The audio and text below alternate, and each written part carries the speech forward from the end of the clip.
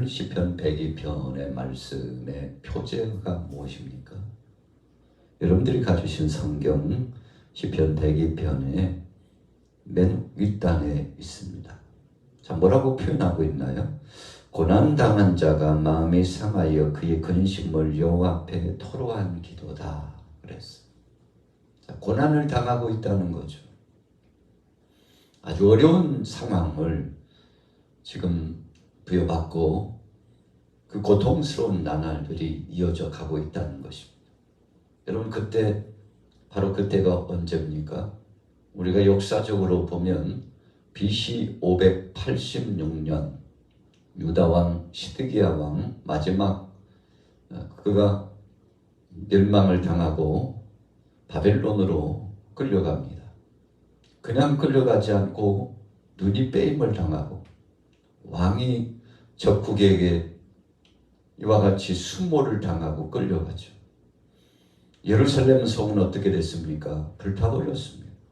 성전도 불타 파괴됐습니다. 이런 참혹한 역사가 진행됐던 때죠. 그러니까 오늘 시편 기자는 바벨론 포로로 끌려가는 그 당시에 얼마나 나라가 그 국원이 기울어져 가고 고통을 당했던 그때 외세 침략에 의해서 좋은 것은 다 도적질 당하고 젊은 청년들로 끌려갑니다. 힘기나 쓸 줄 알고 지혜가 충출하고 기술이나 있는 사람들 다 끌려갔습니다. 귀족들도 왕족들도 끌려갔습니다. 예루살렘을 중심으로 한 근동에 있는 사람들은 이제 그리 많지 않습니다.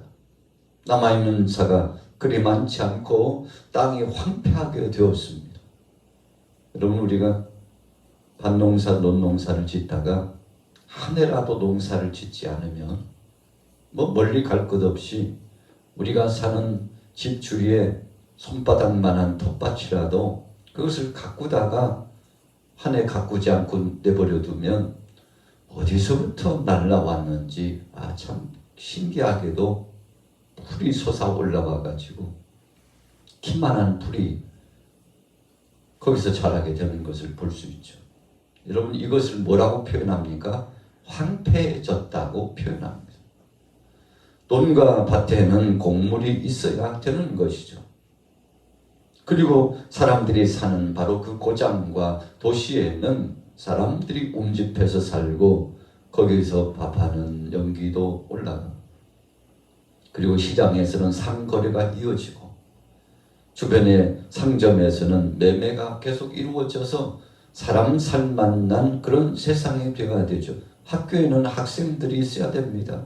체육관에는 운동하는 사람들이 항상 머물고 마트에는 여러 가지 물품을 구입하고자 하는 사람들이 움집해 있어야 사람 사는 맛이죠. 도로에는 차가 다니고 그리고 길거리에는 행인들이 있어야 합니다. 그런데 이 당시에 예루살렘은 그렇지 못했습니다. 사람들이 다 끌려가고 도시와 가옥들이 불타 없어지고 그래서 더 이상은 살 수 없는 땅이 되었는데 황폐해져 버렸습니다. 그래서 살 수 없는 그 땅을 바라보고 또 이국 땅에 끌려온 자신들의 삶을 한탄하면서 가슴을 치면서 괴로워하고 고통스러워하는 겁니다. 여러분, 그때 오늘 본문의 주인공 시편 기자가 하나님 앞에 가슴을 치면서 눈물을 흘리며 기도합니다. 하나님, 어쩌다가 우리나라가 이렇게 되었습니까? 어쩌다가 바벨론에 멸망당하고 나라 빼앗긴 소유물 받게 되었습니까? 하나님, 언제 이 나라를 회복해 주실 건가요? 하나님의 백성들 아닙니까? 하나님께서 애국에서부터 이끌어 오셔서 약속의 땅 가나안 땅에 살게 하시고 자자손손 복을 누리게 하셨는데 어쩌다가 나라가 둘로 갈라지고 북쪽도 망하고 남쪽도 이렇게 망하게 되었습니까? 언제 이 땅에 회복이 있습니까? 여러분, 눈물로 하나님 앞에 기도했다는 것입니다. 그런 역사적인 사건의 상황의 배경이 오늘 시편 102편의 말씀이죠. 자, 1절, 2절 같이 한번 읽어볼까요? 1절 시작. 여호와여 내 기도를 들으시고 나의 부르짖음을 주께 상달하게 하소서. 나의 괴로운 날에 주의 얼굴을 내게서 숨기지 마소서. 주의 귀를 내게 기울이사 내가 부르짖는 날에 속히 내게 응답하소서. 여러분 얼마나 답답하고 힘들면 이렇게 하나님 앞에 호소했겠습니까? 그냥 기도가 아니에요. 부르짖었다고 했습니다. 소리를 치면서 옷을 찢듯이 마음을 찢으면서 주님 앞에 제 앉아서 회개하면서 하나님 앞에 기도하는 것입니다. 너무 답답한 거죠. 힘든 거죠. 아무리 봐도 캄캄한 터널입니다. 끝이 보이지 않아요. 참 언제나 새로운 회복이 있으려나, 언제나 예전과 같이 새로운 도시가 이루어지고 사람 살만한 땅이 될까? 여러분 참 안타까운 상황이었죠. 그래서 3절에는 내 뼈가 숯같이 탔어요 그랬어요. 여러분 뼈가 정말 숯처럼 타버립니까? 그러지는 않죠. 그러나 그만큼 괴롭고 힘들다는 것입니다. 너무 힘들어서 하나님 앞에 숯덩이처럼 돼버린 내 마음, 내 뼈의 이 모습을 하나님 보십니까? 그렇다면 하나님 좀 제발 살려주세요. 이렇게 하나님 앞에 기도한 거죠. 5절에 보세요. 나의 탄식 소리로 말미암아 나의 살이 뼈에 붙었나이다. 광야의 올빼미 같고 황폐한 곳에 부엉이같이 되었습니다. 부엉이가 울 때요 그 소리를 들어본 적이 있습니까? 참 어찌 보면 굉장히 처량하게 들려요. 올빼미도 마찬가지입니다. 여러분 이 올빼미나 부엉이 같은 것들은 보면 반대로 살아가요. 활동하는 때는 활동하지 않고 활동 안 해야 될 그때는요 여기저기서 소리를 내고, 그러니까 드러내놓고 살 수 없는 참 적막하고 고통스러운 상황임을 알 수 있죠. 숨어 사는 인생이, 쫓겨 사는 인생이라는 것을 말씀합니다.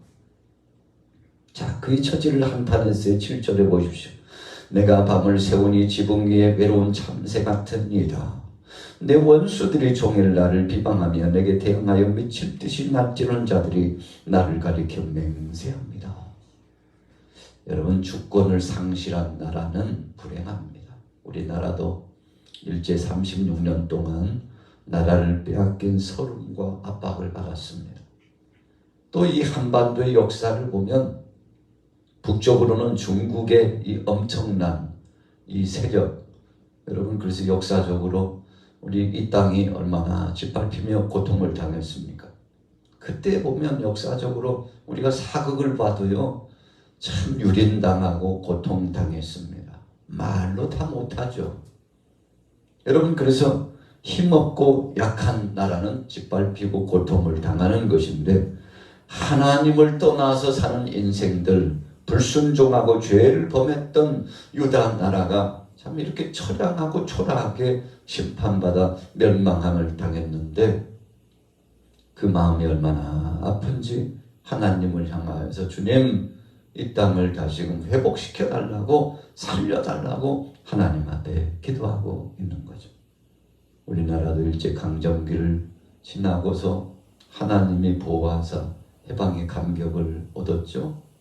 그리고는 얼마 되지 않아서 또 6.25 동란이 벌어져 가지고 참 해방의 기쁨도 잠시지 남과 북이 갈라져 가지고 지금까지요 70년 80년 지나가는 이 시점까지도 아직도 하나가 되지 못하고 서로 군비를 확장하고 여러분 핵무기를 준비해 가지고 뭐 초토화시키겠다고 하고 불바다를 만들겠다고 하고, 참 그렇게 하기만 해 가만 내버려 두지 않을 테니까 하면서 또 한쪽에서 또 보복성 있는 발언을 하고, 여러분 한 민족이 지금 그러고 있어요. 그래서 우리는 참 이 나라 이 민족을 위해서 눈물을 흘리며 기도해야 합니다. 여러분 우리가 정신을 바짝 차려야 됩니다. 나라가 이처럼 상황적으로 보면 국군이 기울어져 갈 만큼 위급한 상황을 당하고 있는데 여러분 그런 위기의식을 느끼지 못하고 있다는 사실이 또 한층 비극 아니겠습니까? 여러분 우리가 이 나라의 민족을 위해서 위정자들을 위해서 기도해 줘야 합니다. 북한 땅의 신앙의 자유를 잃고 고통당하는 백성들을 위하여 눈물로 하나님 앞에 기도해 줘야 합니다. 선교사님들의 보고에 의하면 그래도 그 환난과 고통 중에도 북한 땅에 있는 지하의 성도들이 믿음을 지키고 있다고 그러잖아요. 참 그렇게 핍박을 당하고 고통당한 지가 70년, 80년이 되어 가는데 그럼에도 불구하고 지금까지도 은밀하게 믿음을 지키면서 하나님 앞에 영광 돌리는 지하 교회가 있다. 여러분 참 감동적이죠. 감격스럽죠. 하나님은 그렇게 역사하십니다. 여러분 그래서 우리가 배불리 먹고 문화의 혜택을 누리며 뭐 이것저것 불편함이 없는 그런 정황만이 은혜가 아니라 환난과 핍박을 당해도 믿음을 지킬 수 있다는 것이 은혜입니다. 여러분 국가단에 쌀도 많고 또 은행에 잔고도 있고 또 가옥의 역사도 좀 반짝반짝거리면서 그래도 이만큼 살면 세상에 부럽지 않을 만큼 그런 삶을 살아가고 있음에도 불구하고 불행한 사람들이 있다는 거죠. 어떤 사람들입니까? 믿음 가지고 살지 못하는 사람들이 불행한 것입니다. 오늘 시편 기자는 알았습니다. 주권을 빼앗기고 나라를 빼앗기는 서름이 얼마나 큰 것인지 알았습니다. 두 번째로는 하나님 없이 산다는 것. 여러분 우리가 예배당에 나와서 지금 예배하고 있는데요. 예배할 공간이 없고 교회가 없다고 한번 생각해 보세요. 바로 이 시대 오늘 시편 102편의 이 시대적인 상황이 그랬습니다. 예루살렘 성전이 파괴되어 버렸어요. 그래서 참 어려움 속에서도 그래도 살아보려고 영적으로 회복을 가지려고 고안해냈던 믿음의 사람들의 방편이 무엇이었습니까? 야, 우리가 예루살렘 시온에 가서 성전에 가 예배할 수는 없지만 여기서라도 우리가 말씀을 보고 그리고 기도를 하고 우리의 경건과 믿음의 역사가 퇴보되지 않도록 하자. 그래서 만들어진 곳이 뭡니까? 회당이에요. 여러분 이 회당이라고 하는 것은 예수님께서 이 땅에 오셨을 때 성전도 찾아가시고 회당도 찾아가셔서 말씀을 주시고 함께 은혜를 나누었습니다만 정말 외롭고 쓸쓸하고 힘들 때 회당을 만들어서 성전 대신으로 거기에 모여서 하나님 앞에 기도하고 믿음이 식지 않도록 하나님 앞에 몸부림치면서 자기 자신들을 경책하고 새로운 심정으로 선 거죠. 여러분 하나님 앞에 그래도 어려움 속에 영광을 돌렸다는 것입니다. 이런 기도하는 사람, 믿음의 사람들이 있었기 때문에 하나님께서 70년 만에 해방의 감격을 누리게 하시죠. BC 586년에 유다가 멸망당했죠. 그 이후에 여러분 516년에 마침내 해방의 감격을 얻고 고향으로 돌아오게 되는데 70년 만에 해방을 누리게 되었지 않습니까? 여러분 믿음을 끝까지 지키면서 기도하고 회개하면서 하나님의 때를 기다렸던 사람들의 믿음 때문에 그렇게 됐죠. 자 13절에 보세요. 정한 기한이 다가오고 있다 그랬어요. 이 정한 기한은 언제입니까? 이제 바벨론 포로에서 해방될 그 기한이 가까우고 있다는 거죠. 지금은 손에 잡히지 않습니다. 눈에 보이지도 않습니다. 그런데 점점 가까이 오고 있다는 것이 느껴져요. 왜 느껴집니까? 깨어있는 사람들은 이렇게 인식하게 되어 있습니다. 여러분 무지한 백성들은 알지 못해요. 자기의 죽을 날을 알지 못하고 환난 당할 날도 알지 못하고 여러분 세상이 어떻게 돌아갈지 알지 못하고 그냥 아무런 대책도 준비도 없이 살아가는데 오늘 13절에 믿음의 사람은 알고 있었어요. 왜 그렇습니까? 깨어서 오늘 아침에 나오신 여러분들처럼 기도로 깨어서 하나님 앞에 나아갔기 때문에 그렇습니다. 자, 20절로 넘어가 보세요. 자, 16절 먼저 시온을 건설하시고. 누가요? 하나님이. 시온이 어딥니까? 예루살렘이에요. 하나님이 새롭게 건설해 주실 것을 기대했어요. 20절에는 갇힌 자의 탄식을 들으시며 죽이고로 정한 자를 해방하사. 하나님께서 다 되돌려 주셨어요. 우리가 안식일이 있고 안식년이 있고 희년이 있잖아요. 이 3대 하나님이 복 주신 날은 여러분 모든 것을 회복시키는 겁니다. 그래서 우리가 주일날은 주일을 성수하고 예배당에 나와서 몸된 주의 재단에서 예배하는 것은 성도가 마땅히 할 바요. 그렇게 하는 것이 영적인 회복이에요. 6일 동안은 세상에서, 그러나 실제 되는 그날에는 예배당에 나와서 하나님 앞에 예배하는 것이 가장 복된 것인데, 여러분 이 날이 해방의 감격적인 날이죠. 안식년도 마찬가지고 희년도 마찬가지예요. 그래서 희년에는 어떤 빛이 있든지 다 탕감해줘요. 무엇을 빼앗겼든지 땅을 빼앗기고 집을 빼앗기고 문서가 넘어가고, 그래서 여러분 그 세간살이가 넉넉지 않고 힘든데, 그런데 50년째 되는 희년에는 다 되돌려줘요. 여러분 그래서 하나님이 처음 주셨던 그 땅을 되돌려받고 가옥도 또 자신의 그 모든 재물도 다시금 회복되는 역사가 있는데, 오늘 20절에 죽이기로 정한 자를 해방하사. 심판받아 죽어 마땅한데 하나님이 살리셨다는 것입니다. 얼마나 감사할까요? 21절 여호와의 이름을 시온에서 그 영예를 예루살렘에서 선포하려 하심이라. 민족들과 나라들이 함께 모여 여호와를 섬기리로다. 여러분 유다 백성뿐만 아니라 세계 모든 족속들이 해방을 누리고 주님의 은혜를 경험하게 될 것이라는 겁니다. 여러분 오늘 아침에 이 말씀은 소망의 말씀입니다. 그래서 우리 대한민국뿐만 아니라 세계 도처에 있는 모든 족속들이 하나님의 은혜 가운데 돌아오는 날이 있다는 것입니다. 그래서 우리는 복음을 전하는 거죠. 예수님께서 유언처럼 말씀해 주셨습니다. 너희는 모든 족속으로 제자를 삼아 아버지와 아들과 성령의 이름으로 세례를 주고 내가 너희에게 분부한 모든 것을 가르쳐 지키게 하라. 여러분 이 날은 분명히 옵니다. 자, 마지막 결론입니다. 26절에 보세요.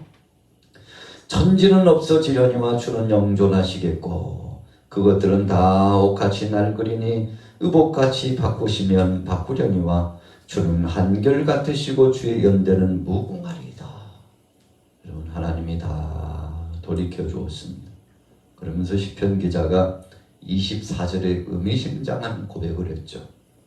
하나님 나의 중년에 나를 데려가지 마옵소서. 여러분 우리가 평균 수명을 살아간다는 것은 참 복된 것이죠. 그런데 어떤 사람들은 그렇게 살지 못한 사람, 어떤 사람은 40대, 50대 부름을 받는 사람들도 꽤 있다는 거죠. 여러분 하나님이 주신 그 수명, 우리에게 허락하신 날수를 다하여서 살아간다는 것은 참 감사한 것이죠. 시편 기자는 알고 있었어요. 하나님 중년의 때에 데려가지 마옵시고 하나님이 주신 때 그때를 잘 복된 삶으로 살아갈 수 있도록 나를 지켜주옵소서. 세상에 환난 당했던 그때 아닙니까? 그래서 인생 끝났다고 생각했어요. 이 당시 바벨론의 포로로 잡혀가면서 젊은이들이요 탄식하며 통곡했습니다. 야, 나라가 이제는 없다. 야, 우리는 이제 타국에서 어떻게 살아가나. 여러분 이 시편 기자들이 모두 다 하나님같이 하나님 앞에 회개하면서 눈물로 기도한 겁니다. 하나님 이 중년의 때 여기서 끝나는 것은 아니죠. 하나님 다시금 회복시켜주는 거죠. 여러분 제 1세대가 끌려가서 타양살이 하다가 죽은 사람 꽤 많습니다. 그냥 편히 눈을 감지 못했어요. 왜요? 타국에 끌려가가지고 고통스러운 나날을 이어가다가 죽음을 맞이했기 때문이죠. 그때 자녀들을 불러놓고 말했습니다. 나는 이대로 가지만 너희들은 하나님의 약속하셔서 선지자의 말씀에 70년이 되면 회복한다고 했으니 이제 계산해 보니까 한 10년 남았구나, 혹은 15년 남았구나 유언했다는 것입니다. 여러분, 그래서 믿음을 지키면서 하나님의 때를 고대했는데, 그래서 1절에 내 기도를 들으시고 나의 부르짖음을 주께 상달하게 하소서, 하나님 응답하여 주옵소서 했는데, 오늘 여러분들 목요일입니다. 여러분들 은혜 가운데 오늘 하루도 승리하시고 응답받기를 예수님의 이름으로 축원합니다.